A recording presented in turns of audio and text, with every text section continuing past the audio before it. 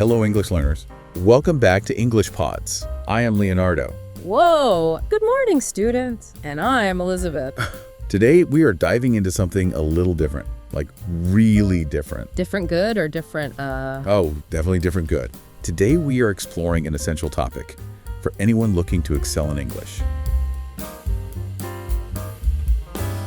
All right, let's jump right in. Okay. Today, we're taking a deep dive into something that I think a lot of people struggle with. Yeah. And that's how to get better at understanding spoken English. It can feel like you're trying to decipher some kind of secret code sometimes. It can. But fear not, listeners, because Yeah. we are here with a roadmap for leveling up your listening skills. Absolutely. We've gone through a ton of research articles, Yeah. even some, quirky advice columns, and we've pulled out the most fascinating and most practical points to share with you. Yeah, the best part is these are all things that people can start using today. Exactly. Yeah. So where do we even begin this epic quest for listening mastery? So one of the things that we saw consistently in all of the research was this idea of moving beyond passive listening and making it active. Okay, so no more like zoning out during podcasts or having a movie on in the background while we're folding laundry. Right. Not if you really want to get better, because think about it, when you're having a conversation, in your native language, you're not passively absorbing sounds. Right. You're nodding along, you're asking questions, you're maybe even finishing the other person's sentences because you're so tuned in. Yeah, that makes sense. But how do we translate that to like listening to English? Yeah. You can't exactly interrupt a podcast host or ask a character in a movie to repeat themselves. Right, but you can make it more of a two-way street. So one powerful technique is asking questions, not out loud, of course, Okay. but in your own mind. Right. So as you're listening, what are the key points? What's the speaker's main argument? If there's something that isn't clear, but maybe jot down a question about it in a notebook. So it's almost like you're having a conversation with them in your head, like keeping your brain engaged. Exactly, and that's what helps the information stick. Yeah. Another tip is note-taking, but not just like frantically trying to write down everything you hear. Yeah, I've tried that before, and it just turns into this like jumbled mess of half-finished sentences. It does. So the key is to really just focus on capturing the essence. So it can be the main ideas, Right. keywords, or even just a quick summary of what you're hearing in your own words, because Yeah. it forces you to process it instead of just letting it wash over you. Yeah, and it turns listening into a much more active and, dare I say, enjoyable experience. Absolutely. Yeah. And speaking of enjoyable, one of the things we came across was this idea of paying attention to intonation and stress. I'm a little lost on that one. What exactly does that mean? So think about it. Have you ever noticed how just by changing the tone of your voice, you can completely change the meaning of a sentence? Totally. You're like, oh, that's great with like dripping sarcasm. Exactly. Yeah. Right. And native English speakers do this all the time. So the way they emphasize certain words or, the rise and fall of their voice can give you huge clues about their emotions, what Right. they're emphasizing, even if they're being sarcastic. So it's like a hidden code embedded in the language. Exactly. And learning to recognize this code is like the key to moving beyond textbook English and really understanding how it's spoken in the real world. Okay. And that means, venturing into the world of accents, slang, and idioms. Oh, yeah. That's where things get really tricky because it seems like every English-speaking country has its own unique dialect.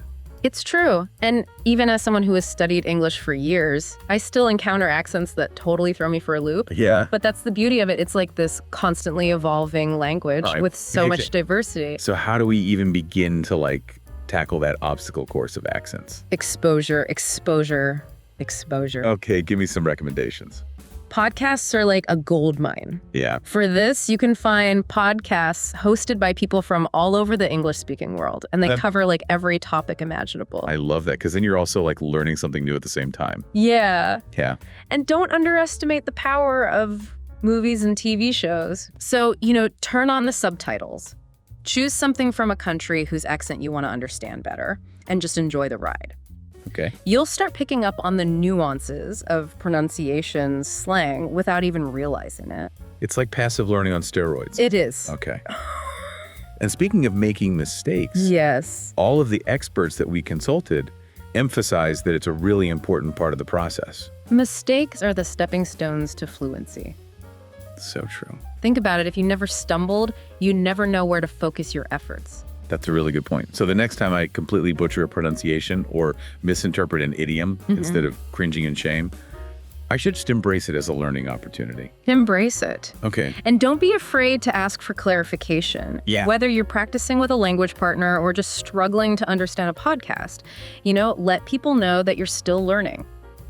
Most people are incredibly patient and supportive. Right. Especially when they see that you're genuinely putting in the effort. It's like giving yourself permission to be a beginner again, which is incredibly freeing.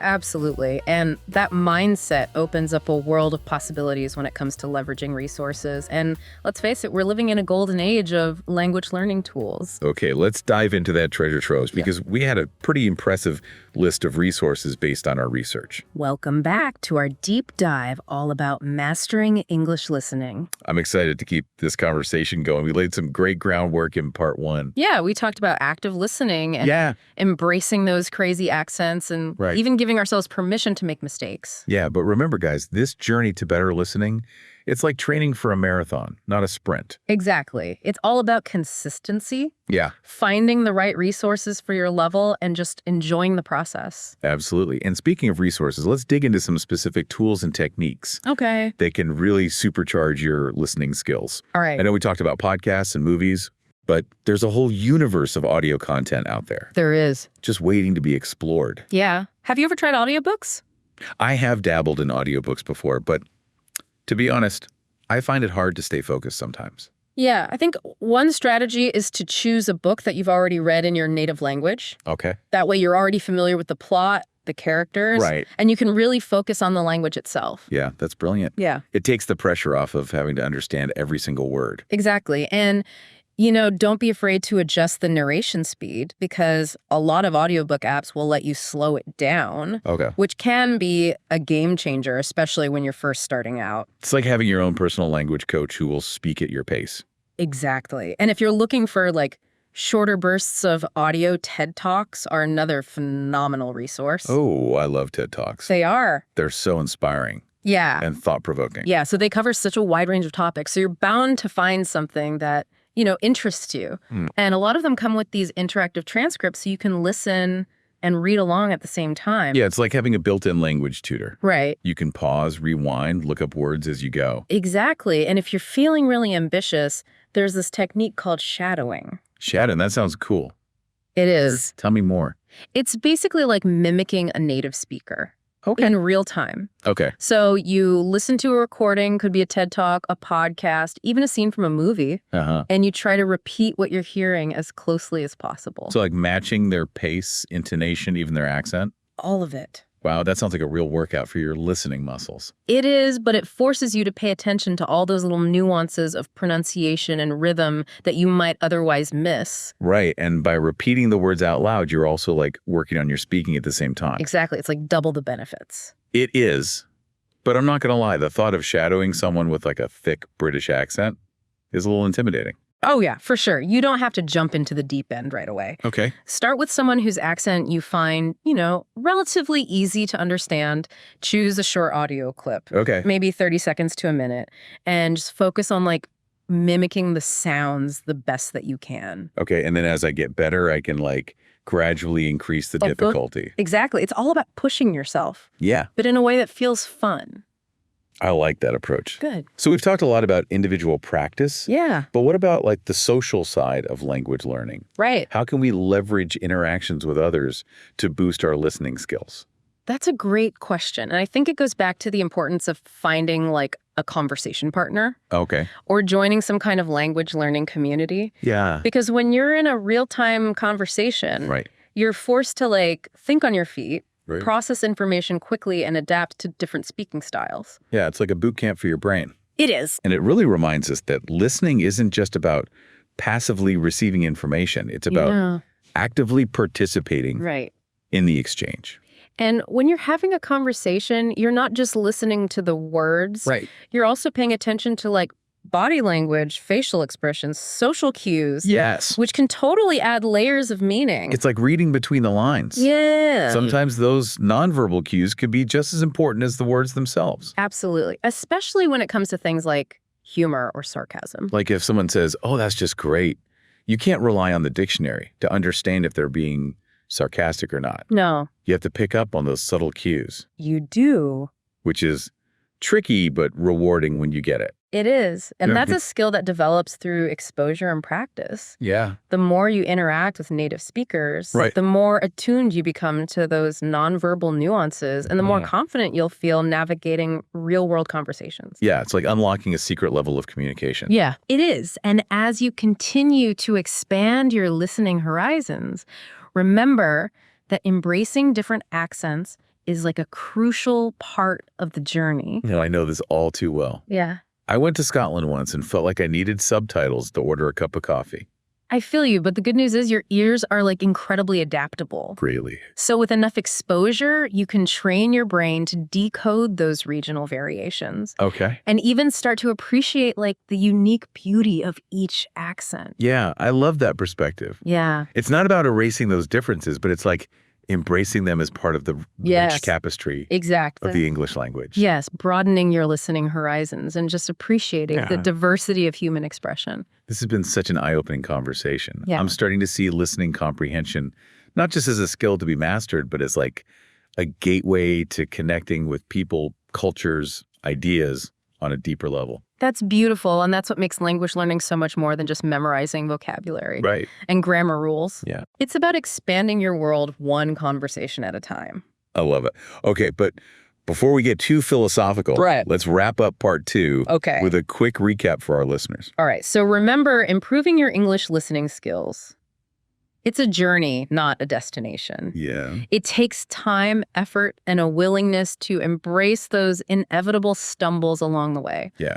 And don't forget to have fun. Yes. Choose resources that spark your interest. Experiment with different techniques and celebrate those small victories, even if it's just understanding a single sentence in a British comedy show. Absolutely. Okay. And most importantly, be patient with yourself. Progress may not always be linear, but every step you take brings you closer to your listening goals. We'll be back with more insights and strategies in part 3 of our deep dive into this fascinating world of English listening skills. Welcome back to the final part of our deep dive. Yeah, we've covered so much ground already. We have, from active listening to those crazy accents and Right. everything in between, but there's one area that we haven't really touched on yet. Ryan. And those are the moments where, despite our best efforts, we just blank. Yeah. You're in a conversation and suddenly it's like your brain hits a brick wall. The dreaded brain freeze. Yes. It happens to the best of us, even native speakers. I know. It's like your brain suddenly decides to take an unannounced vacation. Yes. And it is incredibly frustrating, especially when you've been working so hard to improve your listening. And then it's like all that progress just vanishes into thin air. I know, but those moments of brain freeze, Yeah. it doesn't mean you're failing or that your English isn't good enough. Right. They're just a natural part of the listening process. Okay. Think of it like you're hitting a speed bump Bye. on the road to fluency, a temporary setback, not a dead end. That's a good way to look at it because I always feel like such a failure Yeah. when I zone out in a conversation. Like all my hard work has just gone out the window. It hasn't. It's just a sign that your brain needs a little support, Yeah. a moment to kind of catch its breath and regroup. And one of the best ways to provide that support is through clarification. Okay. So don't be afraid to ask the speaker to repeat themselves or to rephrase something. So it's okay to like interrupt and say, hold on, could Exactly. you repeat that? Or I'm sorry, I didn't quite catch that. Yes, absolutely. In fact, most people are more than happy to accommodate, Lovely. especially if they know you're genuinely trying to understand it, shows that you're engaged and that you care about what they're saying. So think of it as like a sign of respect, Yeah. not rudeness. Right. Because I think I've always been so afraid of seeming rude or like interrupting the flow of the conversation. I get it, but trust me, it's far better to clarify Okay. than to pretend you understand All right. and miss out on crucial information. Yeah. It's like smiling politely during a presentation when you have absolutely no idea what's going on. Exactly. You might look engaged, but you're not actually absorbing anything. And that can lead to bigger problems down the line, especially if you need to apply that information later on. Okay. So let's talk about context because you mentioned that. I did. But how can we really use context to our advantage when we're listening to English? So think of it like this: every word or phrase exists within a larger web of meaning. Okay. So the surrounding words, the speaker's tone of voice, even their body language can provide clues to the meaning of unfamiliar terms. It's like solving a puzzle Okay. where each piece contributes to the overall picture. So we're like detectives searching for clues to crack the case. Exactly. Let's say you hear the word overwhelmed Okay. in a conversation, but you're not really sure what it means. Yeah. If the speaker is like sighing and shaking their head, you might infer that it has something to do with feeling stressed or burdened. Right. But if they're smiling and talking about how much they have to do, it might have more of a positive connotation, like excitement or a sense of challenge. So the same word can take on different meanings depending on the context. Exactly. Context is everything. So instead of panicking when you encounter something unfamiliar, just take a moment to consider the surrounding information. Look for those clues in the speaker's tone of voice, their body language, the overall topic of the conversation. Okay. It might unlock the meaning for you. Yeah, it's like we're turning our brains into detectives searching for clues to decode the mysteries of the English language. You got it. We've talked a lot about the challenges of listening to English. We have. But let's end on a positive note. What are some of the rewards of mastering this skill? Why should we even bother putting in all this effort? Oh gosh, well-improved listening comprehension. It opens up a world of possibilities. Give me some examples. You can connect with people from all over the globe. Okay. You can engage in deeper, more meaningful conversations, enjoy movies and TV shows without subtitles, even advance your career. It's like gaining a superpower. It is. You suddenly have access to so much more information, so many more experiences, Yeah. so many more connections. And it can also boost your confidence Oh, absolutely. in ways you never imagined. But yeah, imagine being able to walk into a room full of native English speakers and feel completely comfortable participating in the conversation. Right. Sharing your thoughts and ideas, understanding their responses without constantly second-guessing yourself. That's the dream. No more awkward silences or like frantic Googling of vocabulary words under the table. Exactly. And that confidence can translate to other areas of your life too. It can empower you to take risks, pursue new opportunities, and just live a richer, more fulfilling life. That's a great way to put it. It's like learning a language isn't just about acquiring a skill. It's about expanding your world, Exactly. embracing new possibilities. Couldn't have said it better myself. Okay, so as we wrap up our deep dive into the world of English listening skills, Yeah. any final words of wisdom? The journey is just beginning. There will be challenges, there will be setbacks, but there will also be moments of pure joy and accomplishment. And we'll be here to cheer you on every step of the way. Remember, we're all in this together, and with a little effort, a lot of practice, and a healthy dose of curiosity, anyone can master the art of listening to English. So go out there, explore, experiment, and most importantly, enjoy the journey. Happy listening. That's a wrap on another deep dive. We hope you found this exploration of English listening skills both insightful and inspiring. Until next time, keep those ears open and those brains engaged. Happy learning.